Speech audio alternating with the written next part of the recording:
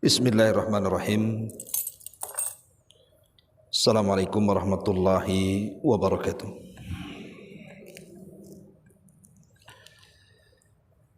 Alhamdulillah. Alhamdulillahilladzi farada alaina syahrul Ramadan.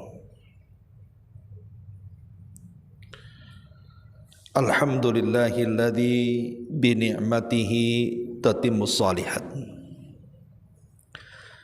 Asyhadu an la ilaha illallah wahdahu rabbi la syarika lah.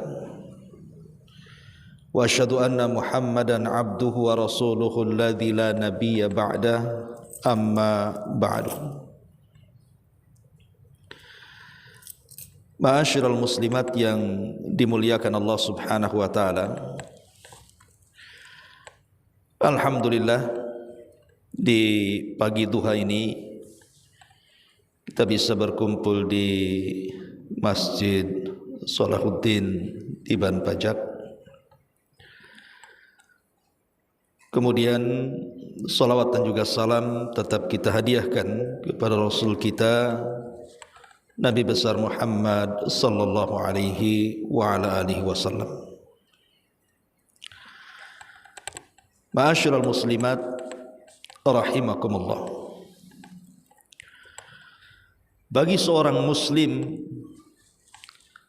kedatangan Ramadan itu sangat-sangat dirindukan. Bagaimana tidak? Karena bulan itu adalah bulan yang dipilih Allah Subhanahu wa taala dari 12 bulan dalam setahun yang memiliki kemuliaan dan ketinggian dibandingkan bulan-bulan yang lainnya. Dan Allah Subhanahu wa taala berfirman, wa yakhluqu ma yasha'u wa yakhtar. Terkadang Allah Subhanahu wa taala menciptakan beberapa makhluknya, kemudian Allah pilih dari makhluk itu. Bukan kita yang milih, tapi Allah yang milih. Contoh umpamanya tanah haram atau disebut dengan Makkah Al-Mukarramah. Kenapa kemudian tempat itu menjadi tempat mulia dibandingkan tempat-tempat yang lainnya? Kalau ditinjau dari segi pemandangan, saya kira negeri kita jauh lebih indah dibandingkan Mekah, kan? Negeri kita ini hijau, ranum, mudah tumbuh, sungai-sungainya, telaga-telaganya, gunung-gunungnya sangat indah dipandang. Saya kira negeri kita jauh lebih indah dibandingkan Mekah kalau dari segi pemandangan. Atau dari segi apa lagi? Cuaca. Negeri kita lebih nyaman cuacanya karena tidak ada cuaca-cuaca ekstrim di negeri kita ini. Tapi di sana kalau panas, panas sekali, kalau dingin, dingin sampai menusuk tulang. Dan kalau datang cuaca debu, sangat membahayakan pandangan. Tetapi bukan itu nilainya. Negeri Mekah itu dimuliakan karena Allah yang muliakan. Ketika Allah Subhanahu wa taala memuliakan sebuah negeri, maka kita juga wajib memuliakannya. Karena tidak mungkin Allah memuliakan sebuah negeri begitu saja kalau tidak ada keistimewaannya. Maka bulan Ramadan juga kurang lebih saja. Bulan Ramadan itu kalau dilihat dari hari-harinya sama dengan bulan-bulan yang lainnya. Mulai dari waktu terbit matahari sampai tenggelamnya, muncul bulan sampai tenggelamnya, sama saja berlalunya waktu dan hari di bulan-bulan dalam 12 bulan itu.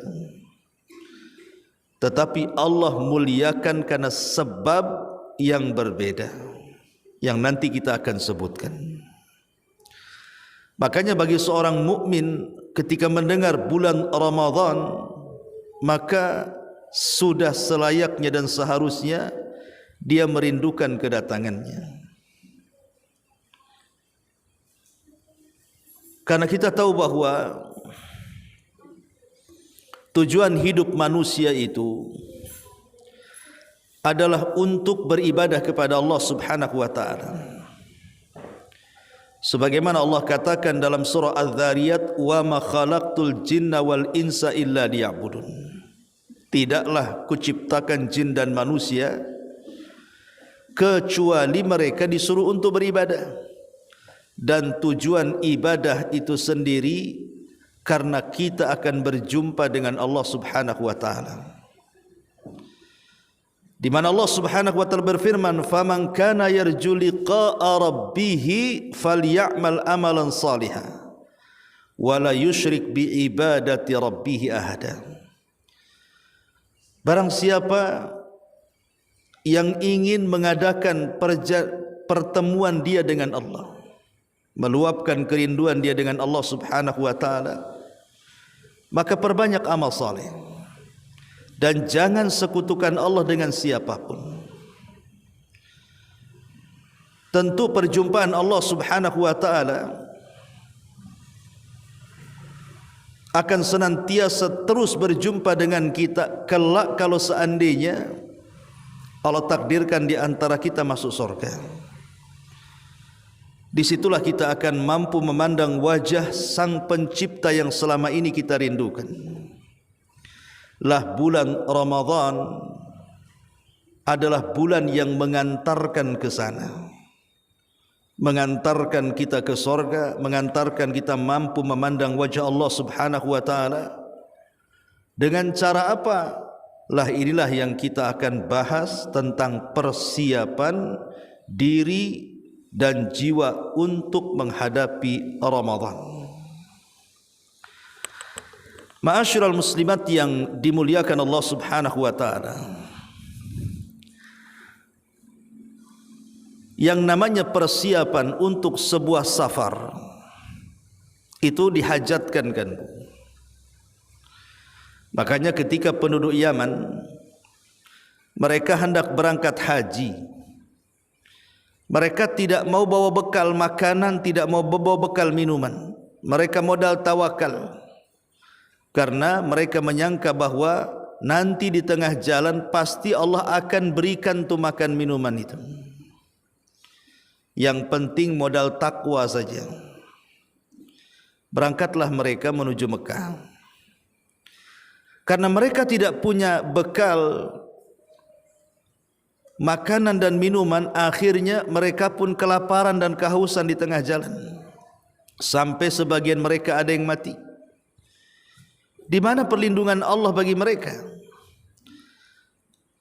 Maka ketika berita ini sampai kepada Nabi SAW, apa kata Nabi? Bukan seperti itu. Kemudian Nabi SAW membacakan ayat, "Fatazawwadu fa inna khaira zadi taqwa." Berbekalah kalian. Kalau ingin safar, bekali. Jangan main safar saja. Karena namanya safar itu juga perlu makan, perlu minum, perlu obat-obatan dan begitu seterusnya. Walaupun memang kata Allah Subhanahu wa taala, sebaik-baik bekal adalah takwa. Tapi jangan melupakan selain itu.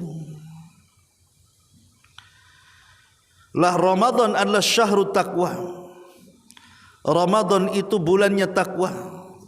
Makanya ketika Allah Subhanahu wa taala memerintahkan kita untuk berpuasa, akhir daripada ayat perintah puasa itu adalah la'allakum tattaqun, agar kalian bertakwa. Inilah tujuan kita ini menghadapi Ramadan, masuk di bulan Ramadan, keluar dari Ramadan, betul-betul kita menjadi hamba Allah yang bertakwa. Karena surga itu hanya disediakan Allah bagi hamba-hambanya yang bertakwa. U'iddat lil muttaqin. Baik, kita akan mulai. Yang pertama, persiapan kita menuju Ramadan untuk meraih ketakwaan kepada Allah Subhanahu wa taala adalah an-niyatu al-khalisatu. siapkan niat yang tulus, niat yang baik. Seperti apa niat yang baik? Umpamanya dari sekarang ibu sudah berazam, nanti kalau sampai Ramadan saya ingin menghatamkan Quran berkali-kali. Hanya semata-mata niat seperti itu sudah dapat pahala. Atau umpamanya nanti kalau di bulan Ramadan saya ingin mendapatkan atau meraup pahala sebanyak-banyaknya, mungkin dengan berbagai macam ibadah yang memang diperintahkan dan dianjurkan dilakukan di bulan Ramadan. Sudah ada niat tuh. Atau umpamanya ibu sudah menjadwal, sudah menulis bahwa nanti di bulan Ramadan pagi ini yang harus dilakukan, umpamanya baca Quran. Nanti siang ini yang harus dilakukan, umpamanya dengar kajian di medsos gitu ya. Kemudian nanti sore lagi ini yang dilakukan, sudah membuat agenda dari sekarang. Atau umpamanya ibu mau menjadikan ajang Ramadan tahun ini untuk lebih memperbaiki diri. Boleh jadi selama ini mungkin kita ini keras hati. Mudah-mudahan masuk Ramadan Allah lembutkan hati kita. Atau boleh jadi mungkin kita sebelum Ramadan ini masih belum mampu meninggalkan maksiat dan kemungkaran. Maka nanti kalau bulan Ramadan saya berazam ingin tobat, ingin berubah, ingin berbuat baik dan muhasabah diri dan begitu seterusnya. Lah niat-niat yang seperti ini itu sudah harus tanamkan sekarang ini. Karena Allah Subhanahu wa taala atau Nabi sallallahu alaihi wasallam bersabda, "Innamal a'malu binniyat." Amal itu ditentukan dengan niatnya. Dan Allah katakan dalam surah Muhammad 21, "Falau sadaqullaha lakana khairal lahum." Kalau mereka jujur kepada Allah dalam niatnya, sungguh itu kebaikan bagi mereka. Jadi tanamkan niat. Jangan kemudian niatnya itu berpaling di luar daripada ibadah. Sebentar lagi Ramadan, ini mumpung ini saya bisa jualan untuk iftar. Mudah-mudahan gorengan saya bisa laku selama Ramadan dan menghasilkan uang 1 miliar umpamanya. Itu niatnya sudah dunia, Bu. Ya. Jadi singkirkan niat-niat seperti itu. Kalaupun memang harus jualan di bulan Ramadan, itu karunia Allah Subhanahu wa taala, tetap tidak mempengaruhi ibadahnya. Jadi harus disertakan dengan niat yang baik. Karena Allah Subhanahu wa taala tadi mengatakan, "Falau sadaqullaha lakana khairan lahum." Dan Rasul mengatakan, "Innallaha katabal hasanat was sayyiat." Kemudian Rasul mengatakan, "Faman hamma bihasanatin falam ya'malha katabahallahu lahu indahu hasanatan kamilah." Karena barang siapa yang ada niat melakukan kebaikan walaupun belum dikerjakan, Allah telah catat di sisinya kebaikan yang sempurna. Jadi kalau seandainya qadar Allah, ya kita tidak tahu. Semua kan takdir Allah. Kita sudah ada niat untuk menghatamkan Quran, tiba-tiba sampai Ramadan, qadar Allah umpamanya kan. Ibu kena sariawan 40 hari. Ya. Akhirnya baca sikit haus, baca sikit ngeludah, cepat capek dan begitu seterusnya kan. Kan kita tidak tahu. Tapi kan niat yang baik di awal itu sudah dicatat kebaikan sempurna itu. Apalagi kalau sampai diamalkan. Nah ini penting dalam menghadapi Ramadan, pasang niat. Niat yang tulus, niat yang baik, dengan berazam untuk melakukan hal-hal yang positif selama bulan Ramadan. Ini yang pertama. Kemudian yang kedua yang harus kita siapkan sebelum masuk Ramadan, at-taubatu as-sadiqatu. bertobat dengan tobat yang jujur. Bertobat dengan tobat yang jujur. Karena kita tahu bahwa Ramadan itu termasuk dari musim-musim diampuninya dosa-dosa hamba yang masuk Ramadan. Jadi Ramadan itu musim ampunan, Bu, baik siangnya atau malamnya. Siangnya dengan puasa, malamnya dengan qiyamul lail. Sebagaimana Nabi mengatakan, man shama ramadhanan imanan wahtisaban ghufira lahu ma taqaddama min dambi. Barang siapa yang berpuasa penuh dengan keyakinan akan perintahnya dan juga mengharap pahalanya, maka Allah akan gugurkan tu dosa-dosanya. Ini di siang hari. Di malam harinya juga sama. Karena Rasul mengatakan, man qama ramadhanan imanan wahtisaban ghufira lahu ma taqaddama min dambi. Barang siapa yang tegak salat malam di bulan Ramadan, yakin akan perintahnya, mengharap akan pahalanya, maka Allah Subhanahu wa taala akan ampuni itu dosa-dosanya. Subhanallah, seolah-olah 24 jam Ramadan itu penuh dengan ampunan. Maka dari sekarang kita pasang taubatun sadiqah, taubat yang jujur, taubatun nasuha, taubat yang menasihati orang yang bertobatnya. Karena begini, Bu, salah satu dampak dosa yang kita lakukan itu bisa melemahkan ibadah. Salah satu dampak dosa itu bisa melemahkan ibadah. Makanya Ibnu Abbas radhiyallahu anhu sampai mengatakan, inna lil hasanati diyaun. Sesungguhnya pada perbuatan baik itu ada cahaya. Fil wajhi, pada wajahnya. Wa nuran fil qalbi, dan cahaya pada hatinya. Wasi'atan fil rizki, dan ada keluasan dalam rizkinya. Wa quwatan fil badani, dan ada kekuatan dalam jasadnya. Wa mahabbatan fi qulubil khalqi, dan kecintaan yang ditanamkan kepada hati-hati makhluk Allah. Tapi sebaliknya, wa inna lisayyiati, tapi sesungguhnya amalan-amalan keburukan, lawan daripada ketaatan, kemaksiatan dan kemungkaran adalah wahia, kata beliau, kata Abdullah ibn Abbas radhiyallahu an, inna lisayyiati sawadan fil wajhi wa zulmatan fi qabri wal qalba wahnan fil badani wa naqsan fil rizqi wa bughdatan fi qulubil khalqi. Kata beliau, Abdullah ibn Abbas mengatakan, perbuatan buruk, kemaksiatan dan kemungkaran itu bisa membuat hitam pada wajahnya, gelap pada kuburnya, lemah pada hati dan badannya, mengurangi rizki-rizkinya, dan membuat murka yang ditanamkan pada hati-hati manusia.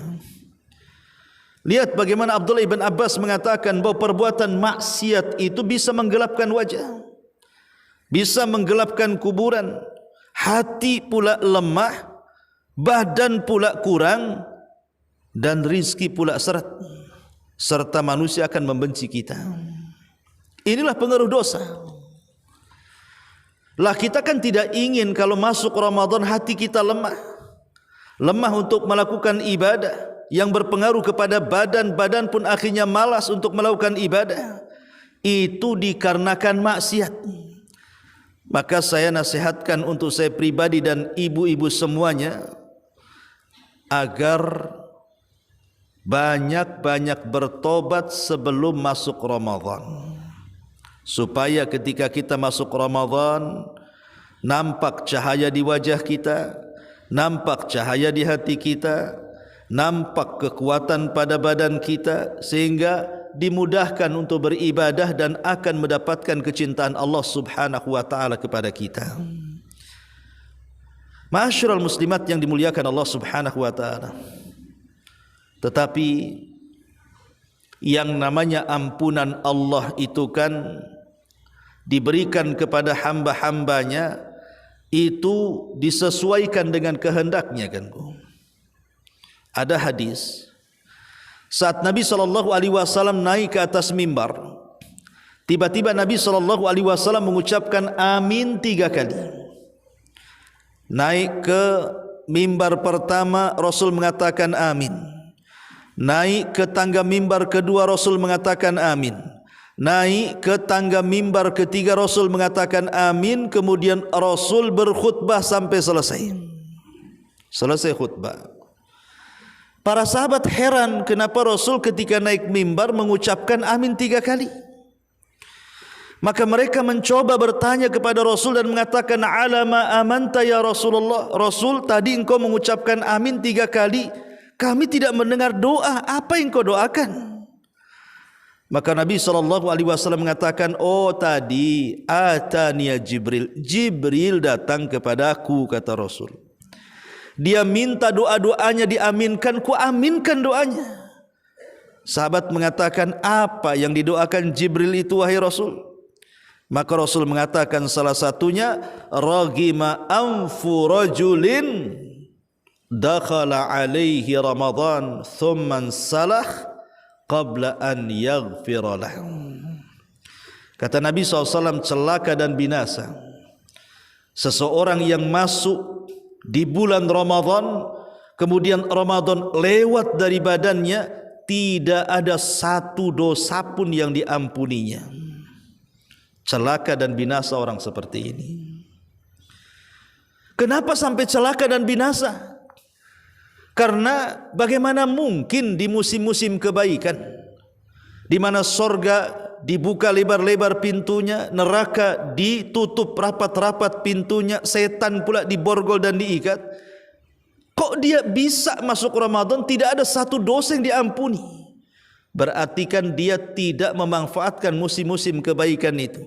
Dia sangka Ramadan sama dengan bulan-bulan yang lainnya, boleh bermaksiat kepada Allah sama dengan bulan-bulan yang lainnya. Ini sebuah kejahilan yang nyata. Jadi mumpung kita berada di bulan Sya'ban, amalan kita juga sedang diangkat ke langit, diperlihatkan di hadapan Allah dalam amalan setahun kita. Maka dari sekarang pasang taubatan nasuha. Dengan cara apa? 1, tinggalkan semua dosa yang pernah kita lakukan. Atau yang pertama, akui dulu dosanya. Akui dosa-dosa yang pernah kita lakukan. Boleh jadi mungkin selama ini kita sering mengumbar dosa-dosa lisan, dari gibahnya, dari namimahnya, dari ngerumpinya, dari nyebar hoaxnya, gitu ya, dari ngerasaninya, dan begitu seterusnya. Maka cobalah tobat untuk bukan hanya mengurangi maksiat itu, kalau bisa hilangkan 100%. Hilangkan 100%. Supaya ketika masuk Ramadan itu, kebiasaan-kebiasaan membawa dosa itu tidak dilakukan di bulan Ramadan, karena ibu sudah memukadimahi di bulan Sya'ban, menghindari hal-hal dosa. Jadi akui dosa itu datang dari kita. Yang kedua, sesali. Kenapa aku dulu berbuat dosa? Kenapa aku bergibah? Kenapa aku namimah? Kenapa aku menghina? Kenapa aku begini, begitu dan begitu seterusnya? Akui itu, kemudian sesali. Setelah disesali, tinggalkan semua maksiat yang pernah kita lakukan. Baru seperti itu kita berazam untuk tidak kembali kepada maksiat yang pernah kita kerjakan. Tetapi kalau berkaitan dengan hak-hak adami, hak-hak orang lain, maka tidak cukup dengan istighfar, dengan meminta ampun kepada Allah, tapi dia harus mengembalikan hak-hak orang lain yang kita ambil. Karena tidak mungkin diterima tobatnya kalau hak-hak orang yang kita zalimi belum dikembalikan. Dan harus jadi perhatian bahwa tobat ini akan senantiasa diterima oleh Allah Subhanahu wa taala selama nyawa belum sampai di tenggorokan dan sebelum matahari terbit dari ujung barat sana. Ya, maka mumpung di bulan Ramadan di mana Nabi SAW mengatakan as-salawatul khamsu war ramadhan ila ramadhan mukaffiratun bainahunna idza jtunibatil kabair. Antara solat 5 waktu ke solat 5 waktu berikutnya, antara Ramadan dan Ramadan berikutnya, itu tempat pengguguran dosa. Maka dari sekarang tanamkan taubatan as-sadiqah, taubat yang jujur dari hati yang paling dalam. Ini yang kedua. Yang ketiga, ya, untuk merangsang bulan Ramadan supaya kita tidak menjadi pemalas, supaya kita menjadi rajin dalam beribadah, supaya kita bisa melewati musim-musim kebaikan, supaya kita bisa memanfaatkan waktu-waktu di bulan Ramadan untuk mendulang pahala sebesar-besarnya. Maka yang ketiga adalah ma'rifatu syarafiz zamani, kenali bahwa ada waktu-waktu itu yang memang dimuliakan Allah Subhanahu wa taala, dibedakan dengan waktu-waktu yang lainnya. Seperti ketika Allah Subhanahu wa taala berfirman wal fajri walayalin ashri, demi waktu fajar dan demi malam yang 10. Ada yang mengatakan malam yang 10 itu 10 awal bulan Muharram. Ada yang mengatakan malam yang 10 di sini maksudnya 10 awal bulan Dzulhijjah. Tapi ada juga yang mengatakan maksudnya 10 akhir Ramadan. Lihat sampai Allah jadikan sumpah dalam surah Al-Fajr ini. Kemuliaan zaman, kemuliaan waktu. Kenali ya, bahwa ada waktu-waktu itu yang Allah ciptakan untuk kita. Dengan waktu-waktu itu kita akan mendapatkan pahala sebanyak-banyaknya. Apalagi di bulan Ramadan itu ada satu waktu yang mengalahkan seluruh hari di bulan Ramadan. Apa itu? Malam Lailatul Qadar. Disitulah kalau kita mau mencarinya, kemudian mau menghidupkannya, maka kita akan mendapatkan pahala beribadah selama 83 tahun 6 bulan alias 1000 bulan bahasa Quran. Subhanallah. Maka kenali dengan cara pelajari, renungi, rasapi ya, apa saja kehususan-kehususan di bulan Ramadan ini sehingga bulan ini menjadi mulia, waktunya menjadi mulia. Karena waktu itu menurut para ulama bahwa waktu itu adalah ra'sul mal. Waktu itu adalah modal utama bagi kehidupan manusia. Betapa banyak dari saudara-saudara kita yang tahun kemarin berpuasa dengan kita, bahkan boleh jadi sahur dengan kita, buka dengan kita, rupanya belum sampai Ramadan tahun ini mereka sudah meninggalkan kita. Entah mereka di mana. Ya. Jadi karena kita tidak tahu waktu-waktu, apakah kita dipanjangkan umur atau dipendekkan umur. Ya kita sih cuma berdoa mudah-mudahan kita disampaikan sampai bulan Ramadan.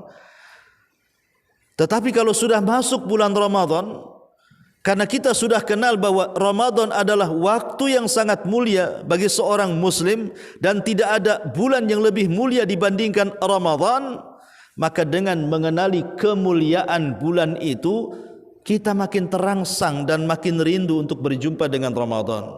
Umpamanya Ramadan itu dikenal sebagai bulan di mana Allah Subhanahu wa taala membuka pintu surga, menutup pintu neraka, mengikat setan. Itu kan keutamaan ya. Atau umpamanya Ramadan itu di mana orang yang beribadah di dalamnya akan dilipat gandakan. Karena beribadah di waktu-waktu mulia itu berbeda dengan ibadah di waktu-waktu yang tidak mulia. Tentu ibadah di waktu mulia akan lebih banyak lagi pahalanya. Makanya penting kita ini mengenali waktu di bulan Ramadan supaya makin semangat. Bahwa dalam bulan Ramadan itu ada penghapusan dosa ya. bahwa di bulan Ramadan itu ada Lailatul Qadar, bahwa di bulan Ramadan itu pahala kita akan dilipat gandakan, atau di bulan Ramadan itu di situ ada i'tikaf, dan orang yang membaca Quran sangat tinggi nilainya karena membaca Quran di bulan Quran Ramadan, dan begitu seterusnya. Jadi dengan mengenali kemuliaan dan kekhususan bulan Ramadan, maka ini juga persiapan yang ketiga supaya makin rindu lagi, itu maksudnya. Ini yang ketiga. Kemudian yang keempat, persiapan kita bahwa bulan Ramadan adalah bulan supaya kita ini bisa fastabiqul khairat. Dari sekarang kita berazam, nanti kalau sampai Ramadan saya ingin berlomba-lomba dalam kebaikan. Berlomba-lomba dalam kebaikan itu harus melihat ke atas, jangan melihat ke bawah. Tapi kalau urusan dunia, ya tentu melihat ke bawah lebih baik dibandingkan melihat ke atas. Ya, umpamanya seseorang miskin, kamu miskin ya? Oh enggak, aku kaya. Masih ada orang yang miskin di bawah saya. Ya. Kamu sakit ya? Oh enggak, masih banyak orang yang lebih parah di bawah saya. Itu kalau urusan dunia tuh, lihat ke bawah, jangan lihat ke atas, pegel nanti. Tapi kalau urusan akhirat, jangan sekali-kali memandang ke bawah, pandang tuh ke atas. Ibu punya kawan di bulan Ramadan sanggup menghatamkan 3 kali, maka ibu dalam pikiran, masa aku kalah sama dia? Aku pun bisa, bahkan lebih. Ya. Ada kawannya rajin beribadah, maka ibu katakan, bukan dia aja yang rajin, aku pun bisa, bahkan aku akan berusaha lebih dari dia. Itulah azamnya, fastabiqul khairat, kita berlomba-lomba di bulan Ramadan itu, dan dipersiapkan dari sekarang. Karena faedah orang yang berlomba-lomba dalam kebaikan itu banyak, Bu. Satu, dalil tentang ala husnil iman, baiknya iman seseorang, dan sidku al yakin, jujurnya keyakinan orang. Jadi orang yang bersegera dalam kebaikan itu hakikatnya dia memahami tentang petunjuk keimanan. Karena tidak mungkin badan ini bergerak menjadi ngaji, menjadi solat, menjadi zikir, menjadi silaturahim, bergerak lisannya, memandang matanya, dan begitu seterusnya. Bukan, tidak mungkin, mustahil digerakkan dalam kebaikan badan-badan kita ini kecuali ada iman yang menggerakkannya. Iman itulah yang menggerakkan kita. Makanya penting kita dasari sebelum Ramadan itu tingkatkan keimanan. Dan peningkatan iman itu dilakukan karena ketaatan, sebagaimana kurangnya iman karena dilabrak dengan kemaksiatan. Ya, karena berlomba-lomba itu dalil tentang baiknya iman. Yang kedua, dalil tentang cintanya Allah kepada hambanya. Orang yang suka berlomba-lomba dalam kebaikan itu dalil tentang kecintaan Allah kepada hambanya. Kemudian juga yang ketiga, sababun litafrijil qurabat wa syatril uyub. Dengan kita senantiasa berlomba-lomba dalam kebaikan, maka itu sebab di mana Allah akan menghilangkan setiap kesulitan yang kita hadapi, dan Allah akan tutup aib-aib kita.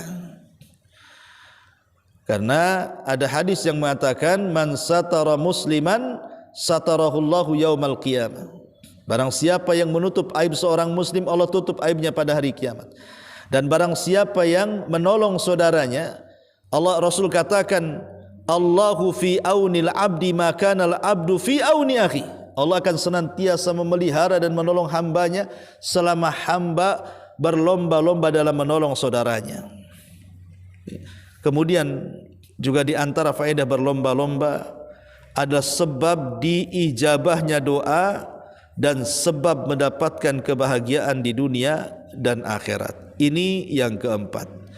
Niatkan untuk musabaqatu lil khairi. Kemudian yang kelima, ya, ta'widun nafsi ala ta'ah. Biasakan jiwa ini untuk senantiasa di atas ketaatan di bulan Sya'ban ini, Bu. Kita kan ada sepekan lebih lagi nih mau Ramadan. Maka sisa waktu di bulan Sya'ban itu gunakan untuk ketaatan kepada Allah Azza wa Jalla. Biasakan jiwa itu digembleng supaya ketika masuk Ramadan tidak merasa berat.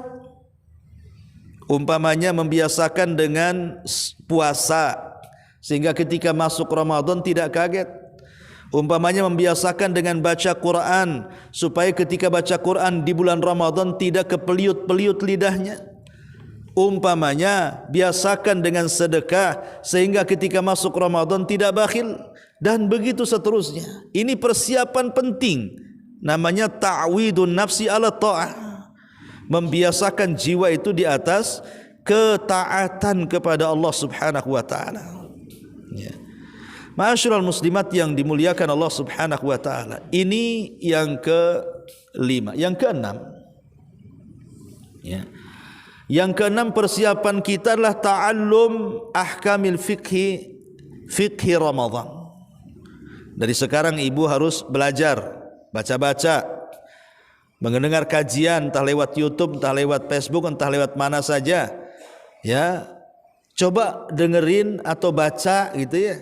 Ayat-ayat dan hadis-hadis Nabi yang bicara soal hukum-hukum Ramadan, hukum-hukum puasa dan sekitarnya, hukum-hukum salat malam dan sekitarnya, hukum-hukum fikih dan dalam bacaan Quran pamannya kan, dan yang lainnya. Pelajari dari sekarang supaya ketika masuk Ramadan ibu mengamalkan sebuah amalan itu karena dasar keyakinan, bukan karena dasar ikut-ikutan. Si anu puasa makanya aku puasa katanya. Coba si anu tak puasa aku pun tak puasalah. Nah, itu namanya ikut-ikutan. Si anu taraweh makanya aku taraweh. Coba si anu tak taraweh aku pun tak taraweh. Nah ini kan taraweh dan puasa yang seperti ini tuh puasa ikut-ikutan. Ya memang secara ibadah bisa sah, tapi belum tentu berpahala. Karena dalam ibadah itu dua, ada namanya syarat sah, ada namanya syarat qabul. Syarat sah yang penting sah, syarat qabul dapat pahala. Ya. Jadi pelajari itu ilmu-ilmu tentang hukum-hukum puasa, apa saja pembatal-pembatalnya, apa saja yang dimakruhkannya, apa saja yang diharamkannya, apa saja yang diwajibkannya, dan begitu seterusnya. Supaya ketika masuk Ramadan kita punya maklumat. Oh, kalau saya melakukan pelanggaran ini bayarannya. Ketika ibadah juga khusyuk puasa gitu ya. Puasa dia tambah dengan ibadah-ibadah yang lain saat puasa, dengan baca Qur'annya, dengan zikirnya, dengan sedekahnya dan begitu seterusnya. Itu disebabkan karena dia sudah tahu ilmunya. Sehingga orang yang paham dengan ilmu itu akan lebih dekat kepada Allah dan akan melahirkan perasaan takut kepada Allah Subhanahu wa taala. Ini yang ke-6. Yang ke-7, persiapan kita apa lagi? Adalah at-takallul minat ta'ami. Berusaha di bulan Sya'ban itu biasakan sedikit makan, sedikit menahan lapar. Okelah tidak puasa, pamannya ibu lagi ada halangan, halangannya pula di akhir-akhir Sya'ban pamannya kan orang yang halangan haid itu kan tidak boleh puasa ya. Tapi karena sebentar lagi Ramadan, ya sudah, walaupun saya tidak puasa, saya seolah-olah sedang puasa dengan mengurangi makan, membiasakan lapar gitu ya, supaya ketika masuk Ramadan terbiasa tuh lapar itu. Tapi kalau di bulan Sya'ban itu ibu kenyang-kenyangin, pagi makan sepiring, siang makan sepiring, sore makan sepiring, malam pula 3 piring. Ada berapa piring tuh? Ya. Dan itu dilakukan tiap hari kan jadi penggemukan, Bu. Alasannya nanti kalau Ramadan mau diet Ustaz, ya itu orang kayak gitu pasti kesusahan, Bu, puasanya.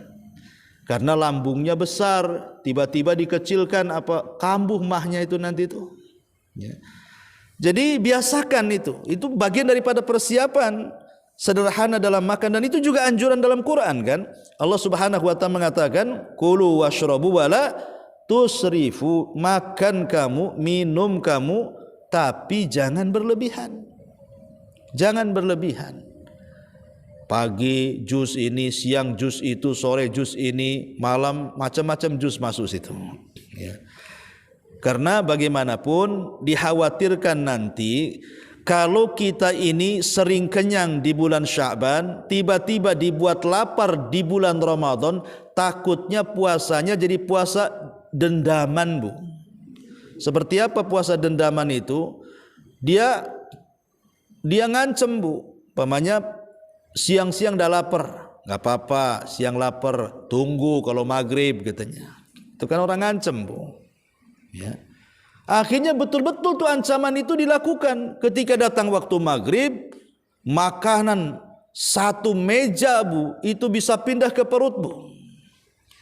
Lah kalau sudah satu meja pindah ke perut, alamat itu, Bu, ngantuk, lemes, malas, itu jadi satu tuh.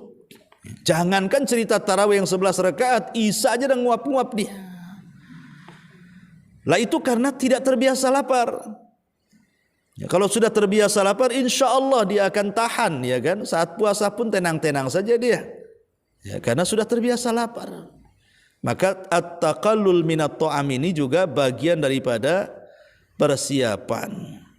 Karena Rasul mengatakan ma mala'a adamiyun wi'a syarran min batni fa in kana la budda fa'ilan fa thuluthun minat ta'am wa thuluthun minasyarab wa thuluthun minan nafsi. Tidak ada perkara yang lebih buruk dalam badan manusia kecuali perutnya. Kalaupun harus diisi penuh perut itu, kasihlah sepertiganya untuk makan, sepertiganya porsi minum, dan sepertiganya porsi bernafas. Ya, ini anjuran Nabi SAW. Kalaupun harus makan, karena mungkin ibu ada halangan tidak bisa puasa, ya sepertiganya, sepertiga kanan makan, sepertiga kiri minum, sepertiga atas bernafas. Jangan pula sepertiga minum jadi makan, sepertiga bernapas jadi makan. Nah, itu alamat, Bu, ya. Pasti malas yang ada. Ini juga bagian daripada persiapan bulan Ramadan, ya. Ma'asyiral muslimat yang dimuliakan Allah Subhanahu wa taala. Lalu apalagi persiapan di bulan Ramadan itu? Persiapan di bulan Ramadan yang seterusnya, yang ke-8 adalah berusaha dari sekarang untuk membersihkan hati. Bersihkan hati kita dari penyakit-penyakit.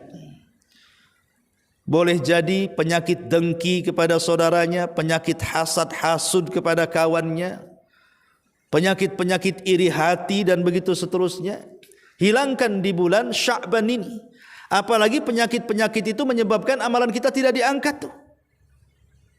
Karena ada dua manusia yang amalannya tidak akan diangkat di bulan Sya'ban. Satu orang musyrik, dua orang syahna. Syahna itu artinya yang meletakkan banyak penyakit dalam hatinya. Penyakit dendam, penyakit iri, penyakit hasad, penyakit hasud. Nah, itulah orang-orang yang seperti tidak akan diangkat amalannya. Tapi kalau kita sudah berusaha kemudian mengurangi atau menghilangkan sama sekali untuk tidak dendam dengan orang, untuk tidak hasad dengan orang, untuk tidak mengadu domba orang dan begitu seterusnya, insyaallah masuk Ramadan, apa yang difirmankan Allah la'allakum tattaqun itu menjadi sebuah kenyataan. Karena takwa itu kan letaknya di hati, Bu. Takwa itu letaknya di hati. Kalau hati ini bersih dari penyakit-penyakit, maka akan mudah untuk menjalani takwa itu, melaksanakan perintah dan menjauhi larangan. Ya, maka ini juga bagian daripada persiapan tathhir al-qalbi, tathhirul qalbi, membersihkan hati minal atham wal munkarat, dari perkara-perkara dosa dan kemungkaran. Ya, bersihkan, ya pelan-pelan lah, ya, kalaupun tidak frontal, pelan-pelan, ya, sambil terus membiasakan, ya.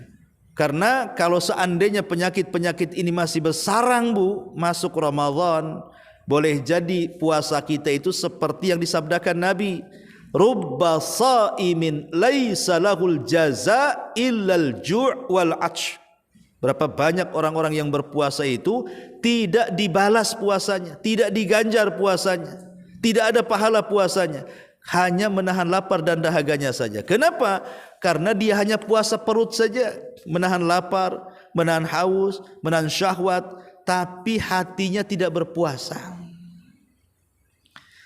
Kalau seandainya seseorang itu hatinya juga berpuasa dan anggota badan lainnya juga berpuasa, bukan hanya perut, matanya, telinganya, lisannya, ya, maka insya Allah bukan hanya sah dalam ibadah, tapi lebih daripada itu juga akan mendapatkan pahala. Maka bersihkan hati. Kalaupun seandainya harus meminta maaf kepada orang yang kita zalimi, hari inilah waktunya. Di bulan Sya'ban inilah waktunya maaf memaafkan. Ya, kosong-kosong bahasanya. Ya, jadi jangan sampai kemudian alasannya nanti saja, nunggu lebaran kan sebulan lagi, bulan Ramadan. Itu kan namanya tidak menghargai musim, namanya musim kebaikan di bulan Ramadan. Ini yang ke-8. Kemudian yang ke-9, persiapan Ramadan, ya, adalah dengan cara membayar punya hutang baik kepada Allah untuk dilunasi.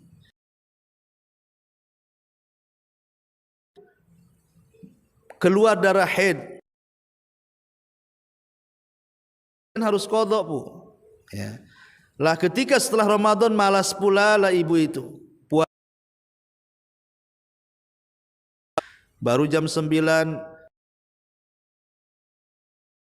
nanti jam 11 lagi tong pula tuh katanya. Akhirnya malas mengqadha, sampailah di bulan Sya'ban. Masuk bulan Sya'ban udah ketar-ketir, entar lagi Ramadan tuh. Maka bagi ibu yang punya hutang, bayar. Ataupun yang hutang kepada manusia juga bayar, supaya ketika masuk Ramadan itu tenang, tidak punya hutang ke atas, tidak punya hutang ke bawah.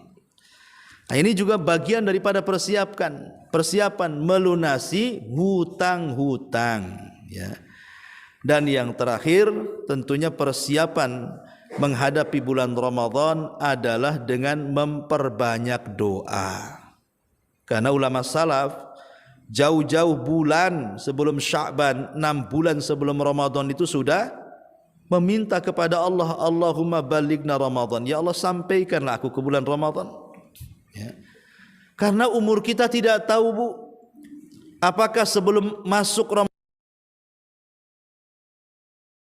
langkah beruntungnya kalau seandainya kita ini dihidupkan sampai Ramadan tahun ini dan mendapatkan Lailatul Qadar. Karena ada riwayat yang mengatakan ada 2 orang yang datang kepada Rasul, dua-duanya masuk Islam di hari yang sama dan di waktu yang sama. Setahun setelahnya, yang satu mati syahid, ikut perang bersama Nabi, mati syahid. Yang satunya belum meninggal, bahkan meninggalnya setahun setelahnya. Tapi ketika ada seorang sahabat bermimpi, rupanya orang yang belum meninggal setahun setelahnya, yang bukan mati syahid, mati dalam pembaringan, bandingkan orang yang mati syahid dalam jihad. Jadi sahabat heran, Rasul kok bisa, padahal kan orang mati syahid kan masuk surga tanpa hisab dan azab. Kenapa dia dilambatkan masuk surganya, malah kawannya yang bukan mati syahid malah duluan masuk surga? Maka Rasul menjawab, apakah kalian heran? Bukankah selama 1 tahun setelah meninggal kawannya dia mendapatkan Ramadan tahun depannya, dan dia mendapatkan Lailatul Qadar? Ya, maka pahalanya jauh lebih banyak dibandingkan orang yang mati syahid. Sudah sewajarnya kita atau Allah memasukkan ia ke dalam surga duluan dibandingkan orang syahid. Ya, jadi dari sini kita minta kepada Allah Azza wa Jalla untuk terus membimbing kita, memberikan usia panjang kepada kita. Semoga Allah injakkan kedua kaki.